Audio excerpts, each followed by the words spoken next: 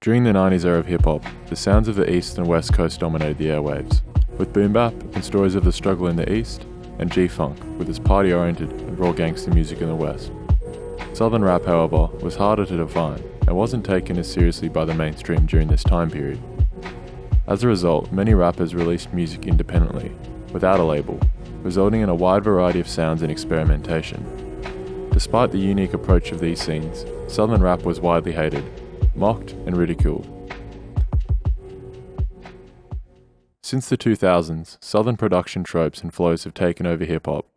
Trap is now, without a doubt, the most popular and influential sound coming from the South, infiltrating both the underground and the mainstream, with hi-hat rolls, booming 808s, and triplets. While Atlanta is generally credited as the birthplace of modern trap, many fans are unaware of a scene predating Atlanta's that went on to influence the sound of hip-hop today. North Memphis, South Memphis, West Wood, Orange Mound. North Memphis, South Memphis, West Wood, Orange Mound. North Memphis, South Memphis, West Wood, Orange Mound. North Memphis, South Memphis, West Wood, Orange Mound. North Memphis, South Memphis, West Wood, Orange Mound. North Memphis, South Memphis, West Wood, Orange Mound. North Memphis, South Memphis, West Wood, Orange Mound. North Memphis, South Memphis, West Wood, Orange Mound. North Memphis, South Memphis, West Wood, Orange Mound. Niggas ain't Barnett, niggas ain't Barnett. North Memphis, South Memphis, West Wood, Orange Mound. Niggas ain't Barnett, niggas ain't Barnett. North Memphis, North Memphis, North Memphis, North Memphis, South Memphis, South Memphis, South Memphis, South Memphis, West Wood, West Wood, West Wood, West Wood, Orange Mound, Orange Mound. The whole Memphis sound, that's really what influenced my sound. A lot of the hip hop you hear today and shit like that was influenced by motherfucking old Memphis rappers and shit. When I was hustling, I always was playing Memphis rappers. I felt like they had such an underground scene, and that's what I gravitated to. Like the most gutter music is what I want to hear. While I've never been to Memphis, the city famous for its barbecues, clean drinking water, and oddly shaped buildings intrigues me deeply. Not only is Memphis the birthplace of rock and roll and home of blues, it is also mentioned in songs more than any other city in the world.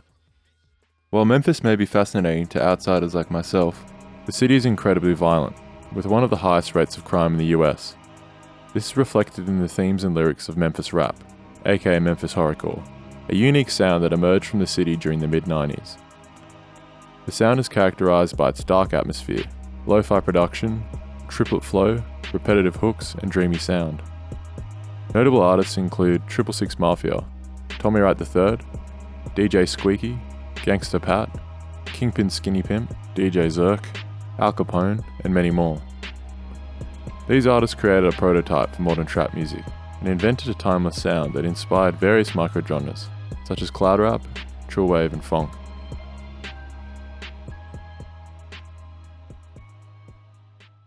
Like many other niche scenes throughout history, Memphis rap went on to influence genres that surpassed the popularity of the original scene. This makes the topic extremely difficult to research due to a lack of information. In fact, while researching the topic, I only found a handful of handy articles and videos. Even the Wikipedia page was lacking information. While I don't claim to be an expert on the topic, I've done my best to provide an accurate depiction of the scene and its history.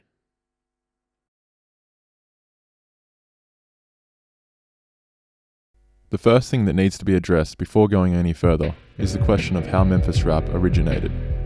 Many listeners lacking a deep understanding of the scene credit 3-6 as the pioneers of the style. However, this is far from true.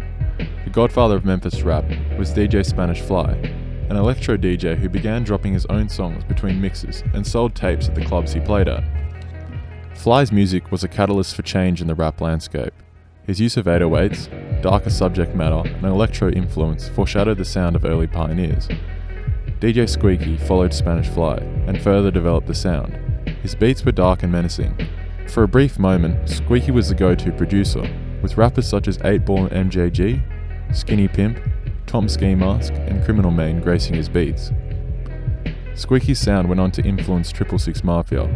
In fact, DJ Paul and Juicy J's first tapes sampled sounds from Squeaky's beats. These bootleg sounds caused ruckus within the scene. Squeaky explains in this 2012 interview that 666 were copying his style, beats and hooks. While these allegations may be true, I believe 3-6 really perfected the sound and left their mark on the scene with classic tracks such as Player Haters, Riding into Chevy, and Break the Law. In fact, the whole of Underground Volume 1 is one of my favourite tapes and is a classic from back to back, and a great entry into 666 Mafia's discography and the Memphis scene as a whole. Memphis rap history wouldn't be complete without mentioning Number One Suspect by Gangsta Pat, the first major label release coming from the city. In the same year, 8ball and MJG made their debut with their underground album Listen to the Lyrics, which was followed up in 1993 with Coming Out Hard, a highly regarded and influential Memphis classic, also sampled by 3-6. Unfortunately, Memphis rap history is an extremely complex topic. Luckily, L Dialogue, a rapper from Memphis, created a song titled The Unofficial Story of Memphis Rap, which goes into great detail about the roots of the sound. The link to this song will be in the description, and I highly recommend checking it out. The Memphis sound isn't the most accessible hip-hop subgenre. The thick southern accent, lyrical content, and lo-fi sound can be off-putting for many. However, these twisted, mysterious, and otherworldly sounds are what intrigue me the most about the genre. One moment I can be feeling euphoric as ambient samples wash over me until the track changes and I'm greeted by devilish laughter and unsettling, demonic, trance-like vocal loops. This unsettling, drugged-out atmosphere of Memphis rap was a result of DIY recordings using equipment like 4-tracks and cheap drum machines. These machines were extremely basic and forced producers to experiment within their limitations, resulting in a unique and recognizable sound that stands out from the crowd. Drum patterns programmed on the TR-808, usually sequenced in halftime, are the backbone for Memphis production. The sounds featured in this legendary drum machines are extremely distinct, with thick kick drums, snares that sound like gunshots, and twittering hi-hats. One of the most recognizable sounds coming from the machine is the 808 cowbell, used in many tracks to create creepy melodies.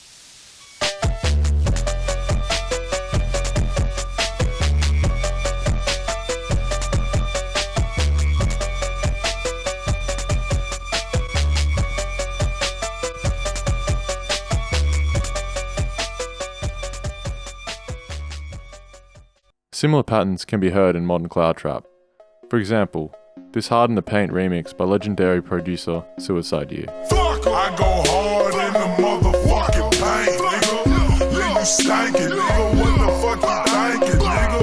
I won't die for this shit or what the fuck I say. Front yard, broad day with the S-K.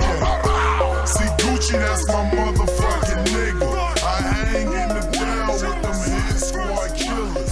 Walk a flame on the hood ass nigga. Ride real slow, bending corners, my nigga.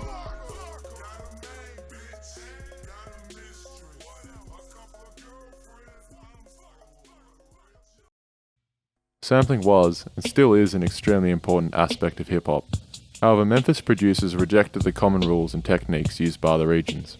For example, chopping samples was quite uncommon in Memphis. Producers would generally loop horror movie soundtracks, pianos, soul samples, and synth melodies to create their beats. Another big difference is that there was no stigma behind who could use what sample and how they used it. Generally, reusing popular samples was looked down upon on the East and West Coast, but in Memphis, producers would often reuse the same samples as their peers, sometimes multiple times. This included musical elements such as melodies, as well as acapellas and drums from other local artists. Some of the most popular samples include Snowboy's Drag Rap, Isaac Hayes' Ike's Mood, the Izzy Brothers' The Highways of My Life, and the OJ's Cry Together. A common technique used during the 90s involved sampling vocals repeatedly through tracks to create hypnotic hooks. Often these vocal hooks were resampled by other artists, causing more grit and tape hiss to the tracks. The most famous example of this is DJ Zerk's track Too Thick from 1993, which is probably the most sampled Memphis track of all time. Some of my favourite tracks that use this sample include 9 to Your Dome by 3-6 Mafia.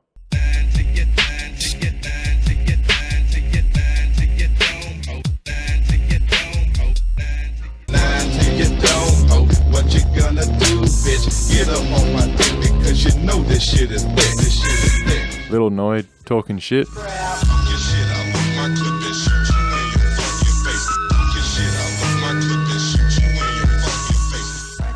Talk your shit out with my clip and shoot you in your fucking face. And Slang and Rocks by Player Fly.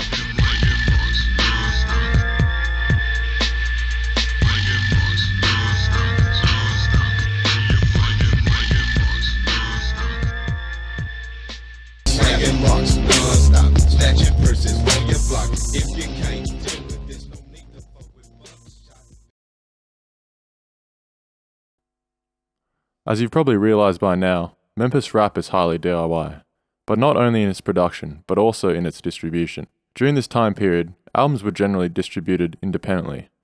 Legendary producer and rapper Tommy Wright outlines this perfectly in his video for Complex.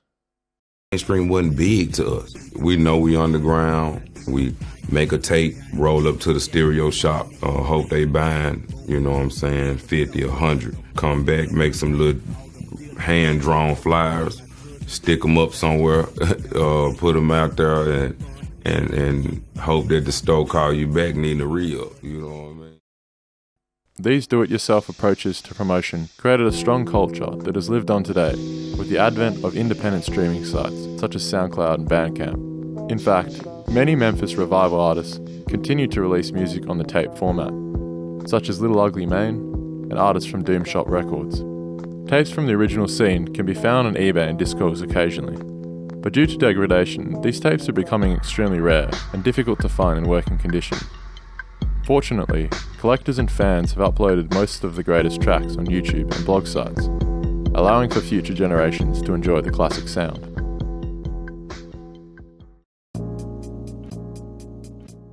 The triplet flow, also known as the Migo flows in modern culture, has taken over hip-hop in recent years, but it has been around for a lot longer than most people realise. The flow lends itself to halftime beats and was an important aspect of the Memphis sound, with artists such as Lord Infamous, Lil Yo, aka Yo Gotti, and Koopster using this technique to create powerful punchlines, tongue twisters and rhythms that have me impressed and confused at the same time. Some examples of the triplet flow include Low Key on That Devil Shit,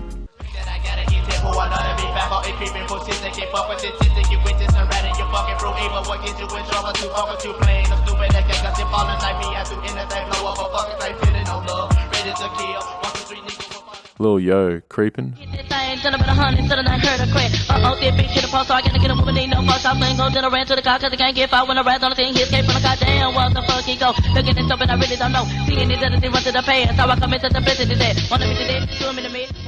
but the real mastermind behind triplets is Lord Infamous.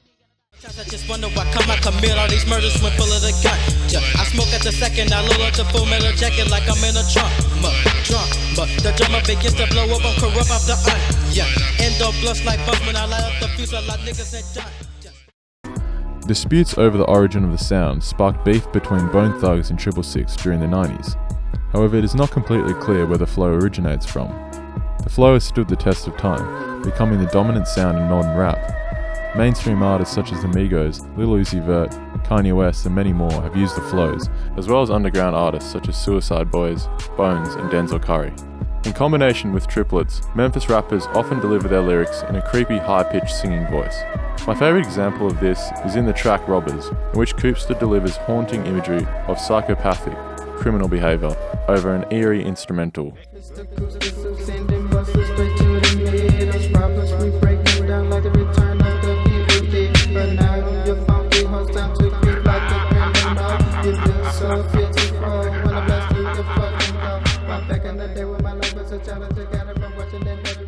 This vocal performance is both spooky and dreamy, creates a disassociative experience for the listener. Perhaps even more important than flow is subject matter. Drug use, murder, gang violence, crime, horror, the occult, and possession are all common themes in Memphis rap. Due to the evil nature of Memphis lyrics, some critics have argued that artists such as 666 Mafia are devil worshippers or cult members. In fact, conspiracy theories regarding cursed tapes and sigils have surfaced online through forums and image boards such as 4chan's paranormal board X. However, the lack of information makes it difficult to research or validate and remains a mystery. Memphis rap is also famous for its slang and difficult to interpret lyrics. A great example of this is the hook from Riding Steamer on DJ Zerk's Underworld tape.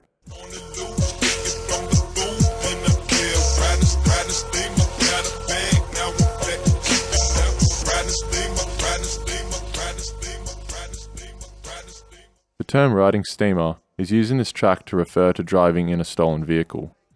Other famous slang includes junt or joint and Anna or animosity. However, the most iconic slang word is fairly simple, main, which is a popular way to pronounce the word man in Memphis. Memphis tapes are always referencing local areas and real events. Their lyrics can often be wacky, bizarre and otherworldly, as the scene puts great emphasis on style and less on lyricism and rhyming. This way of thinking has really helped hip-hop move in a new direction, which can be seen in the rap culture that followed in the 2000s to the present, especially with artists such as Lil B. While the genre remained mostly underground during its heyday, the scene gained a cult following online through blogs and YouTube channels, which helped to introduce a whole new generation to the music.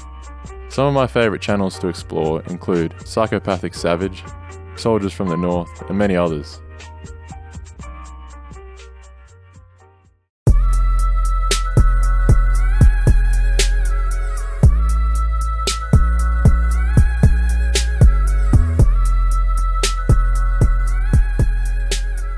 It is hard not to notice the scene's strong connection to internet music genres and sounds in hip-hop.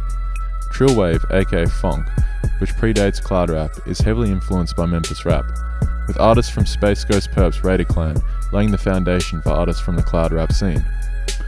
DJ Smokey is another pioneer of the Phonk sound, who utilises vocals, samples, and percussion from the Memphis era. His style is very recognisable and has inspired a whole new generation of producers on SoundCloud. One of my most favourite albums of the decade is Mr. Thug Isolation by Little Ugly Mane, a Memphis revival classic that hyperbolizes the dark sounds of Memphis and paints a vivid picture of an introspective thug persona.